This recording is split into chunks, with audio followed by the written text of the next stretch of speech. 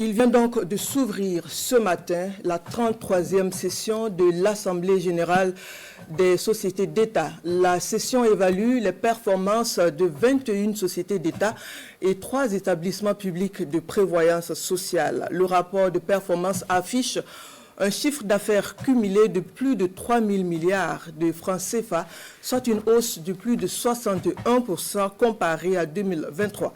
Le point de Siedila Reyenne et Sekou Zango. L'heure est à la redevabilité chez les sociétés d'État et des établissements publics de prévoyance sociale pour le compte de l'exercice 2024.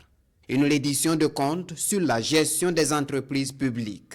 Sur les 21 sociétés d'État, 19 enregistrent des bénéfices nets globaux évalués à plus de 120 milliards de francs CFA, soit une progression de 24,07% comparativement à 2023.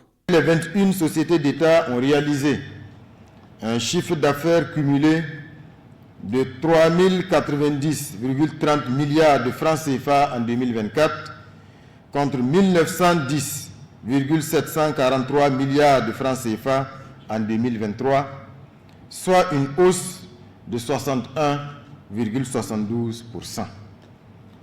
Aussi, la contribution directe des sociétés d'État au budget de l'État est de 595,314 milliards de francs CFA en 2024 contre 589,043 milliards de francs CFA en 2023, soit une hausse de 6,272 milliards de francs CFA. Les 3 établissements publics de prévoyance sociale ont également enregistré une performance appréciable. Les performances dues à la prise en compte de nouvelles sociétés d'État, à l'accroissement des performances de la SONABI et de la SONABEL, mais surtout à la dynamique de refondation de l'État, de souveraineté économique et de maîtrise des secteurs stratégiques impulsés par le président du FASO.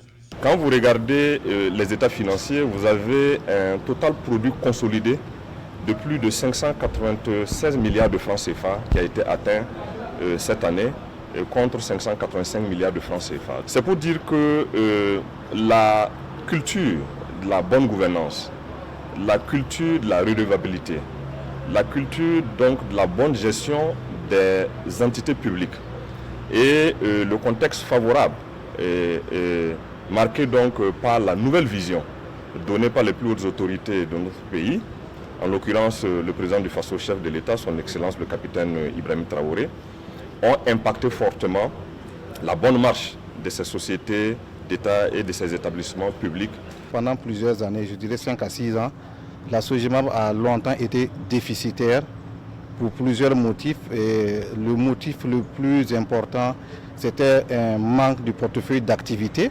Mais il faut reconnaître que depuis l'arrivée de nouvelles autorités, nous avons des activités. Donc ce qui fait que cette année, les résultats ont été fortement appréciables. Un cap a été franchi, c'est très important, mais le plus difficile, et là où il faut vraiment, il y a un défi, c'est maintenir ce cap. Cette session de reddition des comptes sur la gestion des entreprises publiques en 2024 se tient sans discontinuer depuis 1993. Une occasion pour le chef du gouvernement Rim Talba, Jean-Emmanuel Ouedraogo, d'inviter les sociétés déficitaires à prendre le pas pour faire de la prochaine session de l'Assemblée générale des sociétés d'État une session avec 0 société déficitaire. En attendant, cette 33e Assemblée générale des sociétés d'État mentionne une contribution des sociétés au fonds de soutien patriotique à plus de 2,4 milliards de francs CFA.